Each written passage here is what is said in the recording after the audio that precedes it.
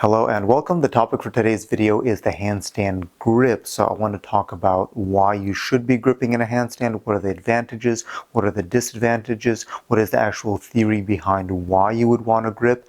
And then what are the specific situations where you do or don't want to use your grip?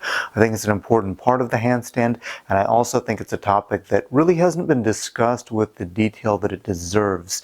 So let's get into the theory of gripping. So the first question we have to answer is, what is gripping? What does that mean? What am I referring to? So typically in a handstand, you're going to have your hands on the floor like this, and then that concept of gripping is basically pulling your fingers in. It's not going to look the same for everybody.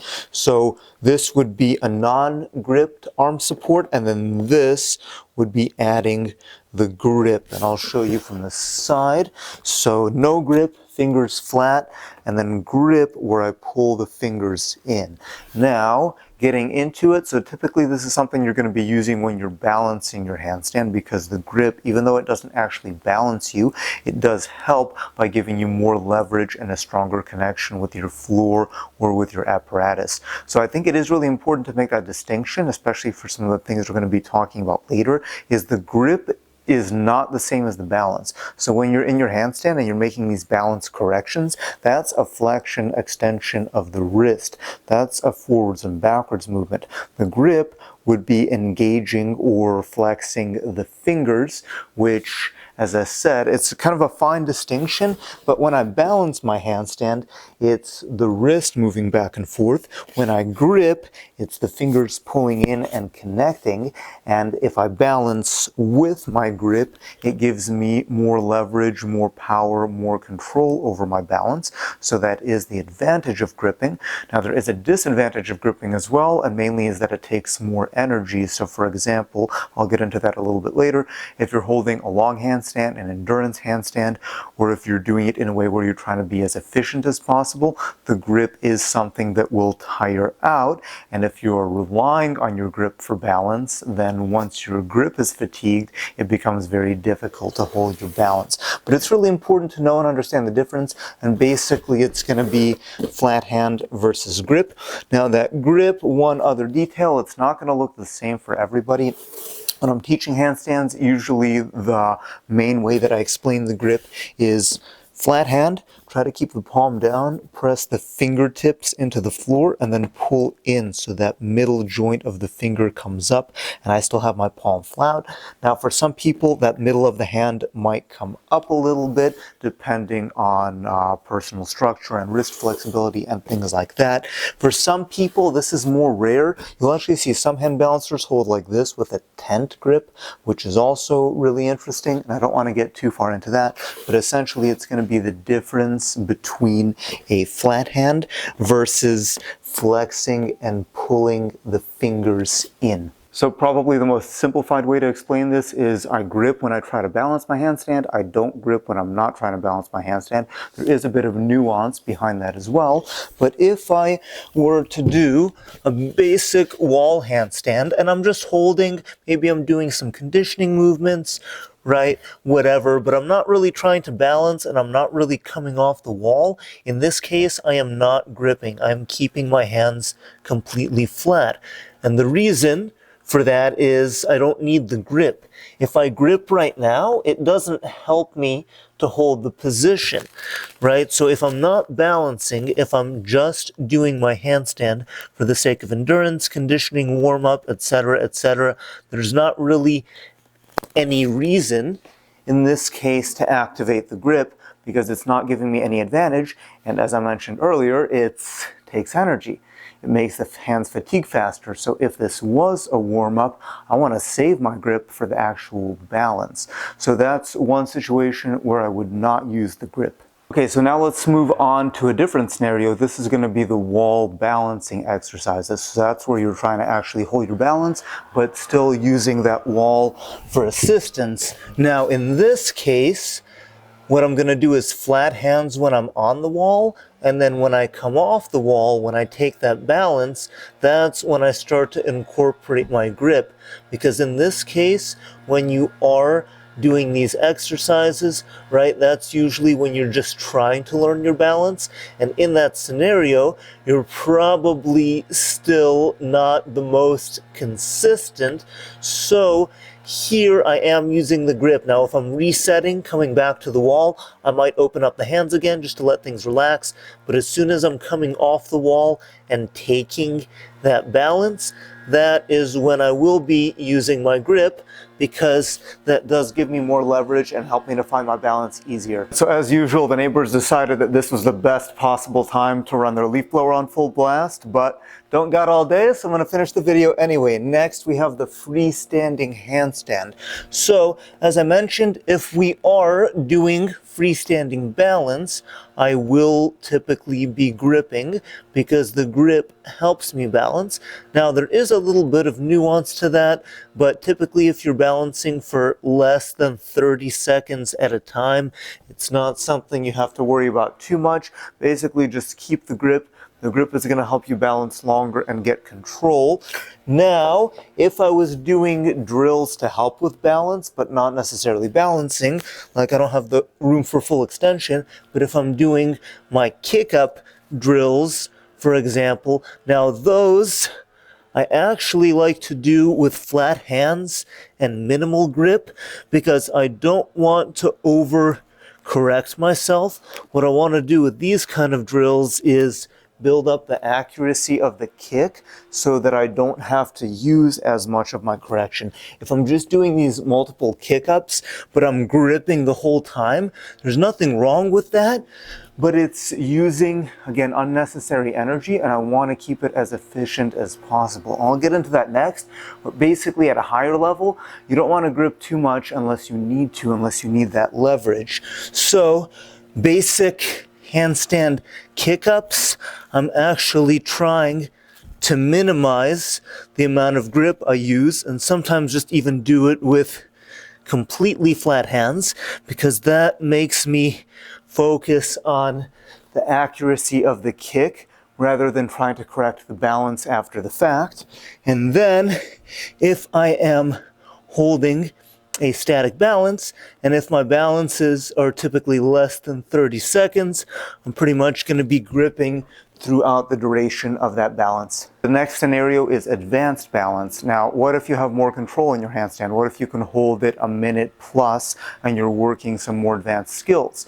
Well, then you have more of a choice. Do you want to grip? If that's what you're used to and that's what you've always done, then fantastic. There's nothing wrong with always gripping.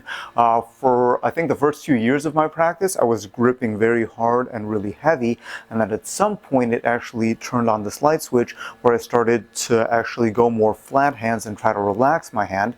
Now, there is a trade-off, so it takes less energy to go flat hand, but you have to be a lot more fine-tuned and precise with your corrections. But essentially, if you are able to hold your handstand longer and you can feel that rhythm of the balance, you can start to flatten your hands and then make more of the corrections basically from the heel of your palm to the knuckles with minimal grip. So my hands aren't completely flat. You'll see my fingers moving, but they're not on all the time. I'm basically only using my grip if I need that extra leverage. So the advantage of this is it's less strain on my structure, and I'll actually be able to hold it a bit longer because I'm using less effort in my hands, so it's going to take more time this way for my forearms to fatigue as opposed to just constantly gripping all the time, right? So this is another scenario where you learn to use the grip, and now you have the option to grip a little bit less because it might save energy, which allows you to be more efficient and do more sets. So another balancing scenario to consider is the handstand on the blocks. So the blocks actually allow for a more comfortable grip compared to floor, because on floor, you can't contact all of your hand with floor when you're gripping. On blocks, you can drape the fingers over the edge, and it gives you a better connection and better leverage. But one other thing you can do on the blocks is to exaggerate that flat hand balance and basically just let go of the fingers. open the fingers, and then you're balancing only from the palm, which is not an advantage. It's actually a much more difficult way to balance, and it takes a lot of focus. But when you do this, it becomes a lot easier to picture this idea. So I'm balancing with my grip right now. Yeah, and then I can let the fingers go, and it's actually quite a bit more difficult because now I don't have the same leverage, so I have to be very conscious of staying in the center, staying in balance, and also being able to react sooner. So this is a more advanced drill to get a better sense of your balance corrections without using the grip and the fingers. So also a way to visualize this idea of with grip versus without grip. Final situation to consider is this idea of dynamic movements, whether it's walking on your hands or cartwheels or different acrobatic movements where you pass through the hands, but you're not necessarily trying to stay there. And in this case, I don't use any grip at all. I keep the hands relaxed. When I transition to a hand, I try to keep the hand relaxed and actually roll through from the fingers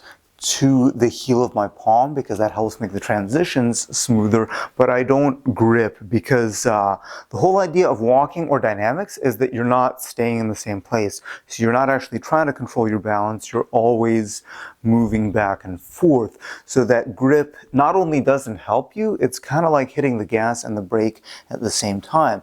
So if I'm doing my handstand walks, I'm not gripping at all. I'm shifting weight from one hand to the other consistently, and as I do this, my balance comes from being off balance, going side to side, as opposed to balancing and using the grip when I'm static. I mean, that's another really good drill that you can do as well, is you practice the juxtaposition. So you can walk a number of steps, hit the brakes, turn on your grip, do a static balance, walk again, and continue. But anytime I'm doing any kind of cartwheels, don't have the space for it, but any dynamic movement, I am not utilizing my grip because it doesn't help me. And so grip, whoopa, balance, whoopa. No balance, right? No balance, no balance, a little bit wild, and then grip for the balance, no balance, no balance, no grip, grip. So that was not the cleanest demonstration of what that exercise should be, but essentially I'm going back and forth, I'm turning off the grip to walk, and I'm turning on the grip to balance. But that's another distinction that's good to make. If I'm doing any kind of dynamic movement like that, zero grip. If I'm doing the static balance, I will utilize my grip. So hopefully this video was able to shine some light and clarify a few details on using the handstand grip and what it is. So if I had to conclude it, it's basically going to be like this. If I'm doing a wall handstand without the intention of balance, I use no grip. If I'm learning to balance, I do want to use my grip because it helps. If I'm doing freestanding balance and my balance is less than 30 seconds or so, I do want to grip. If I'm doing dynamic handstand entries without the intention of holding the handstand for a long time, I don't grip to save energy. If I'm at an advanced handstand balance level, then I can work on using less grip or turning off the grip in certain moments to save energy and be more efficient. And if I'm doing handstand walks or any kind of dynamic handstand or acrobatic move, I don't use my grip because it does not help me at all. So let me know if you found this video useful. I hope it sheds a little bit of light on kind of where you are in your handstand practice and some details that you can incorporate to help understand things better. If you like this video, you can give me a like, share, subscribe, thumbs up, all of that good stuff, and let me know in the comments what other videos you'd like to see.